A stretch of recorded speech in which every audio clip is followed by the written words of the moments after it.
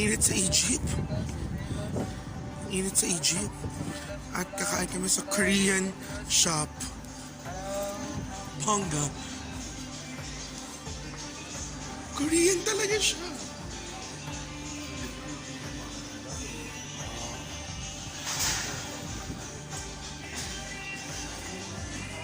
Shalen. Korean talaga siya.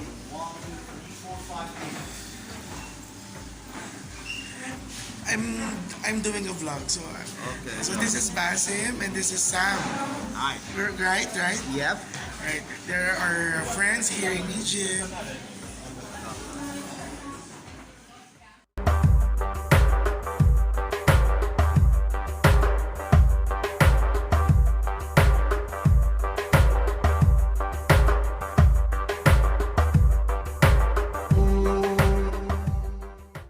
Hi! So once again, welcome po sa Egypt. And behind me is the historic Mount Sinai. Now, it is believed that it is in this mountain that God gave to Moses, the Ten Commandments, the stone tablets. And behind me, this big area here is the Valley of Comfort. What is the Valley of Comfort? The Valley of Comfort is the place where the Israelites waited for Moses to receive the Ten Commandments from God. So we're going now to the Monastery of St. Catherine, where we try to see the burning bush. I'm so excited. So we're here in the Monastery of St. Catherine, but unfortunately it is closed, and Basim thought that you cannot really discuss anything with the Orthodox, with the Greek Orthodox people. So dito na talaga kami sa labas, so it's okay. So, and this is the foot of the Mount Sinai, and here is the Mount Sinai. Later daw aakyat yung mga gusto umakyat. Hindi tayo yun. Hindi natin kaya yun. Okay. So there you have it.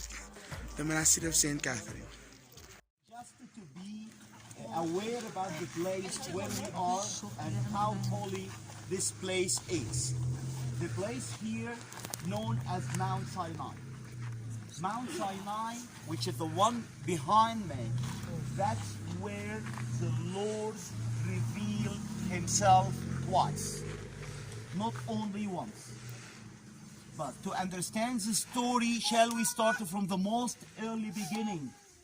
That's when Joseph came to Egypt and he was sold by the Egyptian nobleman. To the Egyptian nobleman, his name was Potiphar.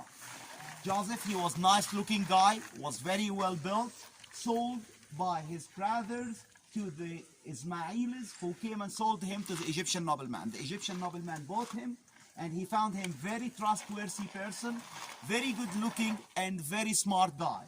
That's why he made him the supervisor of his house.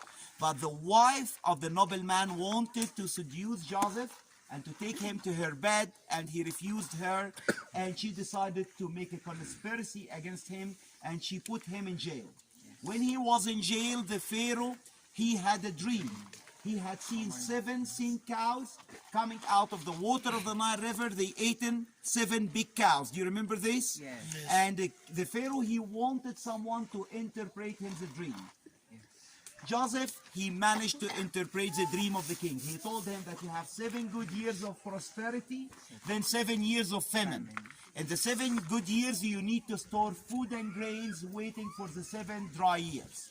So Joseph, he was the main man in Egypt. He was number 1, and he was the supervisor of the Egyptian economy. He was collecting the food and grains in the 7 good years, waiting for the 7 bad years. So the famine came with those 7 years, and the famine was not in Egypt. The famine was in Egypt and in the Promised Land as well. That's why the younger brothers, or the brothers of Joseph, they had famine. Jacob, he heard that Egypt has food. That's why he sent his kids to buy food from Egypt. When they came, they did not identify their brother, but their brother Joseph, he knew them, and he wouldn't sell them any food unless they went back home to bring their father Jacob. So Jacob came to Egypt when he was 130 years old, and he lived in Egypt for 17 years. He died when he was 174 years old, and he was buried in Egypt. Okay? So when Jacob came, the Pharaoh of Egypt gave him a lovely piece of land to him and to his kids to live in it, known as Goshen. Goshen land. And they were 70 people, 70 men. After Joseph died, and after Jacob definitely died, the number of Israelites was multiplying. Those 70 men became 600,000 men. So they occupied more space, and the Pharaoh of Egypt, after 430 years, he decided to put them in the bondage. To control the number of the Israelites was multiplying, because they were occupying more space. They became more than the Egyptians. That's why he talked to the midwives, and when a newborn boy of the Israelites was born, they had to sink him down to the water of the Nile River. But the midwives did not, and the Pharaoh of Egypt decided to kill all of the newborn boys.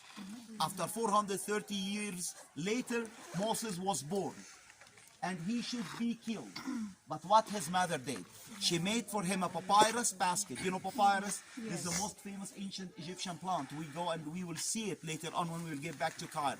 She made a papyrus basket. She put the baby Moses in the basket, and the Pharaoh of the daughter, she found Moses in his basket, and she adopted him, and he was the Pharaoh's son.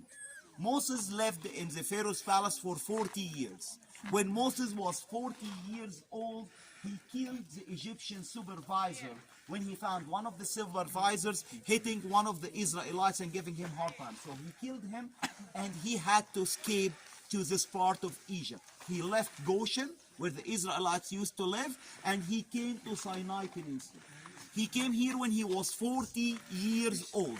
He came to the spot where we are right now. Behind those walls, we have something we call a Jethro well. That is a water well. Was Moses sitting now next to it, and he found two girls looking after the flocks of their father. They were the two girls of Jethro, the priest of the area over here, and two of the nomads attacked them. That's why Moses, he saved the two girls from the hands of the nomads. When Moses saved them, the two girls went back again to Jethro's tent, and they told their father about the gentleman who helped them. So Jethro said, invite that man to my tent for lunch. When Moses came and had lunch in the priest of the area over here tent, and the priest of the area offered him his eldest daughter, Zipporah, to be his wife. Moses married Zipporah, and they lived around this place, we don't know where exactly, for the next 40 years.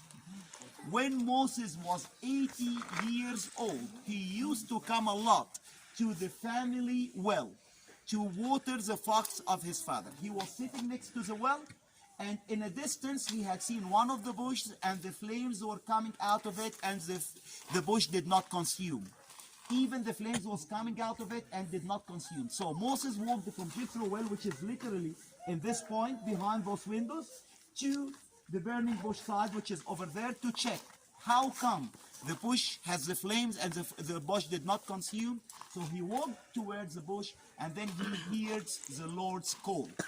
He hears the Lord talking to him in the midst of the bush and told him, you are on a holy land. Take off your slipper. So when we say Sinai Peninsula, it's a holy land, those are not our words. Those are the Bible words, by the way. He told us that this place is holy land, and he told Moses, take off your slipper because the Lord is talking to you. And when Moses was listening to the Lord carefully, the Lord told him, you have a mission to accomplish. Go back to Goshen. Release the Israelites out of the bondage. I'm sending you to that mission to accomplish. Go talk to the Pharaoh of Egypt. Let him release the children of Israel out of the bondage. Moses said, no, I cannot do that. He said no to the Lord. The Lord told him, no, go and talk to the Pharaoh. He said, I'm a speechless person. I'm a heavy-tongued man. I cannot talk very fluent. The Lord told him, go and find your brother Aaron, and he will talk to the Pharaoh of Egypt on behalf of you. Moses, when he was 80 years old, he walked back the same way what we are doing tomorrow morning. Then, tomorrow morning, I don't want to hear anyone grumbling, by the way. You are in a bus, you know, air conditioned, and life is easy. Moses did that when he was 80 years old on foot, the whole way long back, and he went to the Pharaoh and talked to him, release the Israelites. The Lord hardened the Pharaoh's heart, and the Pharaoh did not want to release them. Then the Lord gave him the 10 plagues, or the 10 strikes as we call it. Like the one when the water of the Nile River turned it into blood, you know, when the eldest of the Egyptian families were killed, and etc. After those 10 plagues, you know, Moses managed to lead the Israelites out of the bondage, and he was coming back again to the same spot where we are right now as the Lord's promise. The Lord told him, go Goshen, release the Israelites, and come back again over here. Moses, while he was walking, he found the sea in front of him. So he cried out to the Lord, what I can do? The Pharaoh behind me and the sea in front of me. The Lord told him, hold your stick, hit the water of the Red Sea, open it and cross. And that's what happened. We will go to that spot tomorrow. We will see from where Moses opened the sea and crossed from the Egyptian desert to Egyptian eastern desert to where Sinai Peninsula.